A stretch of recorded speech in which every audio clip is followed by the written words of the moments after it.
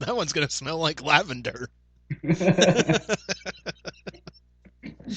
Come to the free roll of toilet paper. For you folks in lockdown, you'll really appreciate Hey, clown, you want to funny it up a little? it. Oh, fuck. Oh man. I was glad to see you enjoyed the video I made though. Other people seem to be loving it too. It's gotten a lot of views so far, not to toot my own horn, but Oh, please toot away, sir. dude, I just had like a really fucking bad day. Like I've been in a really good mood for the better part of like past 2 or 3 weeks or something. I don't really know what it is, but like I've just been fucking great, like really great attitude. And I don't know if it's my diet or lots of things have been going on that have been really positive in the background. But so I don't know. But all of a sudden, like this, I think it was like Thursday, where I just had people just being dicks to me. Like I think I had like two people swear at me, and people just like talking. It's like the case where like someone calls and they would just want to keep talking and they don't give you any fucking information. So you're just sitting there just like, yep, uh-huh, yeah. I can't do shit right now. Cool. Yep. Yeah, uh-huh. And so like I had enough. And so at the end of the day, I was like, I'm just gonna record some videos to kind of let loose. And so I came up with this idea of like just recording myself and being a customer and having a little back and forth with myself. And I have like a list of ideas, and I'm sure you can come up with plenty yourself Oh, of little I, skits that we can do in this vein. dude, I have a couple of ideas, and I've written some down like in a notebook. I'm pretty sure, like, if I send them to you, you're just gonna like send me a text back, like, dude, how are things at home? Is everything okay? Who hurt you? Send back a lot of people, but like, Shorter list is who hasn't hurt me. yeah. But no, dude, like working at the call center, like that like period where you got swore at by like people and like they just wouldn't let you talk and whatnot. Like that was a daily fucking like that was hell pretty much like an hourly occurrence for me. Yeah, well, I mean, especially where you were working. I mean, for me, it's not that bad. I will say that most of my days are pretty normal, pretty average, not too bad. I mean, it's not like a fucking cakewalk. It's still a job, I'd Yeah, really rather not be doing, but that's why it's called a job and not super happy fun time, as Red Foreman would say. So, like, it is what it is. But at the same time, most of my days aren't like that. But every once in a while, like every fucking call will be an emergency. Every call will be a pain in the ass, and then I'll get yelled at and shit, and I'm just like, oh my God, I can't do this. So that's kind of where I was at that day. And I handled it well that day. Like I didn't lose my shit or whatever, but I was like, I need to release somehow. And so I just thought of like doing this video where I'm like, thank you for calling company. My name is Name. How can I help you? Because I didn't want to reveal like my name or the company or whatever. So I just did yeah. some generic shit. My name is customer and I'm hello? Hello? Yes, you haven't given me the opportunity to speak, douchebag. Like, yeah, fucking I get that shit all the time. People just like that. Or like, can I have your account? I don't have it.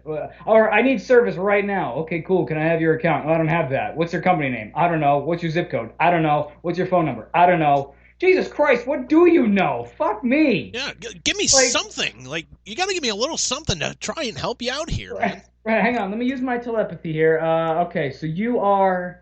Yeah. Like, what the fuck? What do you expect here? Like, I'll never understand anybody calling a company and being like, "Hey, I need your help," and having no information whatsoever. Like, who does that? No, dude, I'll tell you, dude, I'll tell you a fucking quick story here, man. So working at AAA, Please do. so working at AAA, like like their quote unquote their busy times were mostly the winter and the summer. But like every season, they were like, "Well, it's coming up to our busy season. It's coming up to our busy season." It's like, well, yeah, no shit. Like it's always our fucking busy season because there's more fucking people driving, you fucking assholes, and you refuse to fucking hire more people.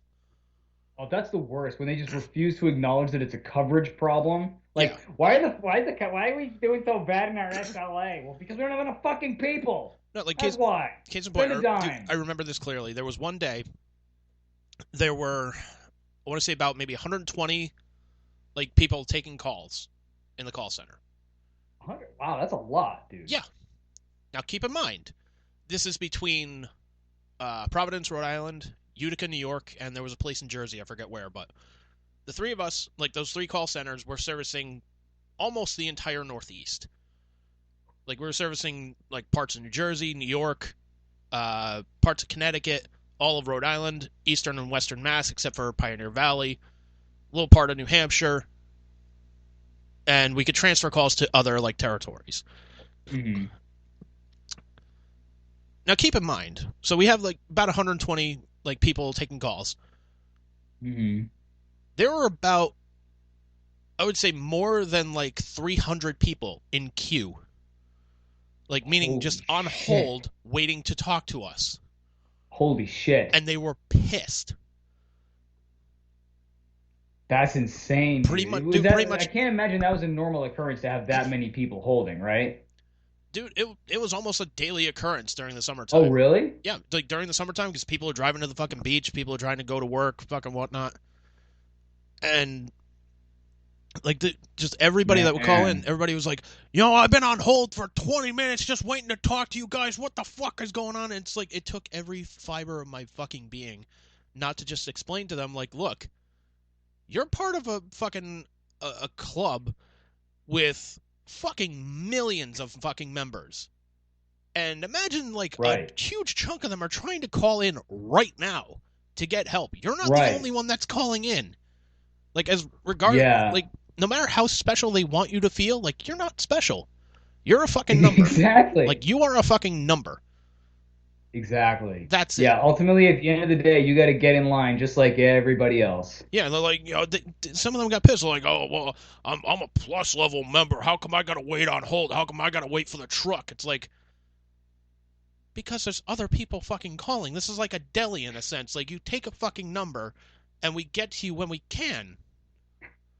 Yeah, seriously. I was joking with Liz the other day because I was like, wouldn't it be funny if I called up Folgers and complained about their instant coffee? She's like, why? What do you mean, like the flavor or something? I was like, no, no, no. It'd be funny if I was just like, hi, yeah, I have a problem with your coffee. It's not instant. I put it in the cup and I got to add water. What the fuck? That's not instant. Dude, I'm sure they've gotten those calls before. That's the thing. Like there are people out there that are exactly like that. They're just so unreasonable. They don't use their brain to think like, yeah, you know what? There's a person on the other end of the line, and like they can't just do this shit automatically. Like, No, and like it really comes down to like one of my favorite podcasts to listen to recently is Jim Florentine's Everybody Is Awful. Like specifically the episodes where he rips on people that leave bad Yelp reviews. Oh, yeah, holy! Like those people can fuck themselves. yeah. But it's really that fucking like that entitlement of like you're not gonna kiss my ass. I'm gonna leave you a bad review. Yeah. Well, and I mean the problem with customer service in general, like whether it's, in person or over the phone or whatever, is you never hear about, or very rarely do you ever hear when you did something well. Like very rarely will you have a customer be like, "You really helped me." And I mean, I get it from time to time, but very rare do you get, "Yeah, you really helped me out and you did a great job and I really appreciate you," and shit like that. Normally, you get, "You guys fucking suck." And it's like, "Oh, yeah, cool. Thanks." Like Yeah, you never hear when you do shit right. You only hear when you do shit wrong.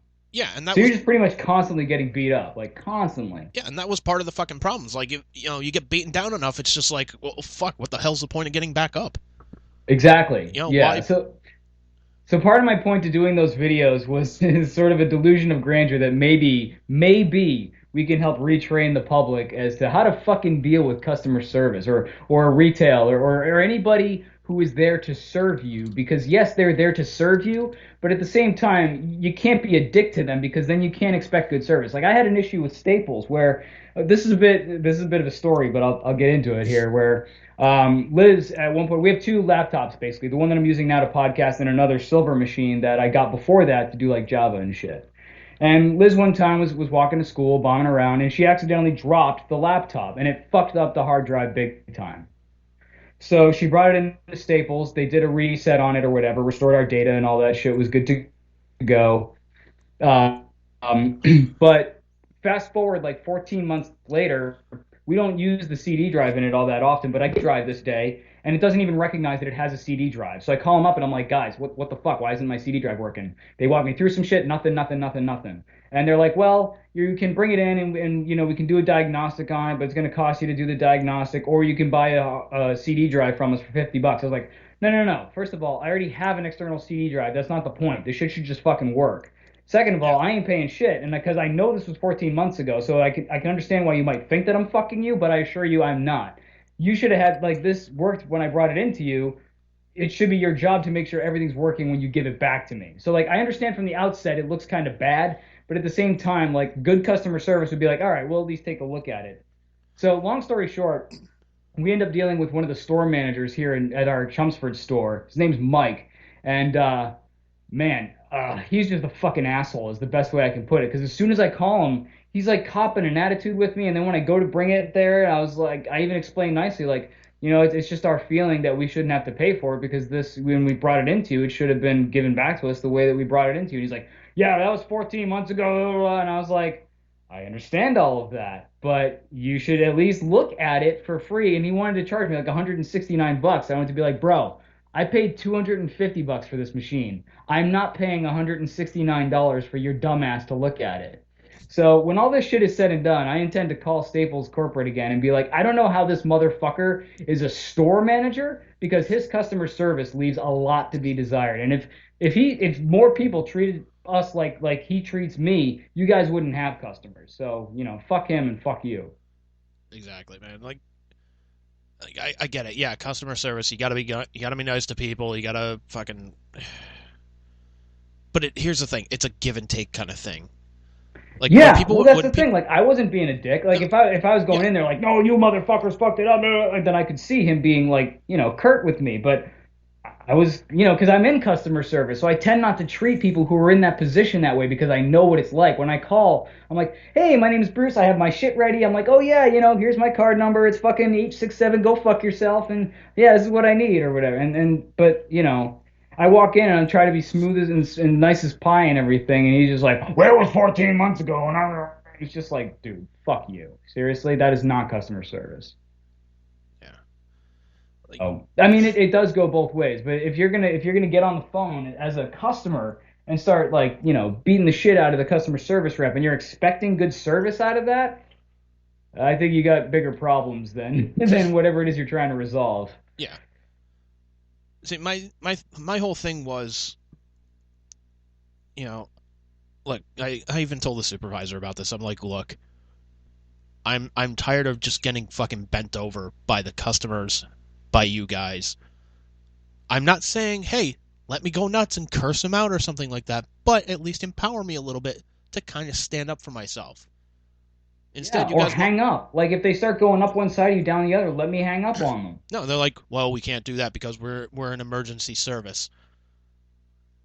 I'm like, listen, if somebody is at their home and they have a flat tire and they're cursing at me because they can't get to church on time, that is not a fucking emergency. Right. That is not a fucking emergency. Like, hey, I'm broken down, in one of the lanes of traffic on the fucking highway. Yeah, that's a fucking emergency. Fine. I get it. Yeah. But like, Jesus Christ, like. Yeah, you're right. A lot of times agents really do not have any power to defend themselves at all because really your job is to sit there and be the punching bag for the customer. Not only like basically that's your job. Well, dude, not only do you have to be a punching bag for the customer, you have to be a robot in the sense of like you follow this script, you got to hit all these points, and when you hit these points, we'll give you a point. And if you don't match up a certain point thing, that means you get a bad review on your call, and that's going to affect your fucking review and whatnot. Mm-hmm. It's like, well, Jesus fucking Christ! Like, if you want robots to do this, fucking hire robots. Right. Yeah, get an auto attendant thing or some shit. They even told us they were pretty much doing that. They're like, oh, we're going to be working with, like, Amazon's releasing, Alexas that you can put in your car and whatnot, and then you can say, Alexa, call AAA. And they would say, okay, what type of service do you need? Oh, I need this service. Okay, and it would, like, get your location and would and it would put in a request. That's pretty cool. I really hope that, like, I've heard about this happening before. I really hope that someone listening to this, their Alexa just went off because of you saying that. And then now AAA is on the way to their house. That'd be pretty funny. Hey, Alexa, order me a big fucking dildo. They actually did that, like the Steven Crowder. They did this funny video a few years back where they were showing how Alexa is like slanted towards one side of the political spectrum or whatever. But that aside, they did something hilarious at the end where they're like, "Hey Alexa, order a dildo. Yeah, and do express shipping."